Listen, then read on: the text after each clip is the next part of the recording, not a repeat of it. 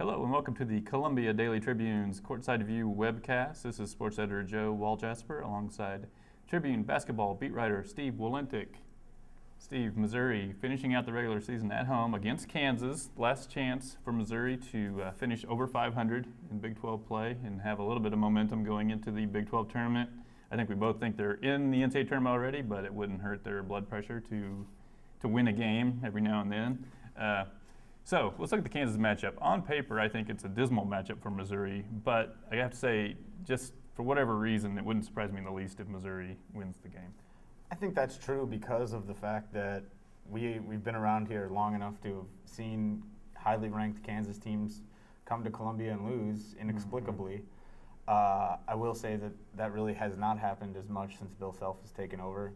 I think when they've had a really, really good Kansas team, they tend to win no matter where they play, and Columbia has been no exception, which is why Mike Anderson's record, he's beaten them once here, and it was kind of a down year for the Jayhawks. That said, Missouri has also been a much different team at home. They've played with a lot of confidence. They haven't played a team as good as Kansas, but they have played very well for the most part in Mizzou Arena, and I think we're counting on them to feel a sense of urgency given what's happened here the last week, what's still ahead, and the rivalry factor plays in as well. And I would be surprised if we don't at least see a good performance from Missouri, but you're right, it is a very tough matchup. What I think Kansas does well against Missouri is against Missouri's press, they're not just like, they don't see the half-court line as somehow the finish line, like, oh boy, great, we got past half-court, now let's try to figure something out. It's like, they're going to make you pay. If you don't get a steal, they're going to make you pay and beat you deep. And I think that is what they do better than almost any team against Missouri, which is be aggressive against the press. Yeah, now I do think that can help out Missouri in some sense just because they're willing to go up and down with them. And Missouri's I think they're comfortable doing it. Well, I think they are, but I think Missouri's more comfortable playing that way too. Obviously, they got to get stops. They can't keep giving up layups, and that's what we saw in Lawrence. The game gets away from you. But Missouri did look really good in the first half of that game because they were able to play up and down, get in a rhythm offensively. I don't know that Missouri can get stops. We haven't seen them do it on a consistent basis all year long, at least against high-level competition. And I don't think they've played high-level competition in the Big 12 season at home. Right. So this is going to be a different challenge.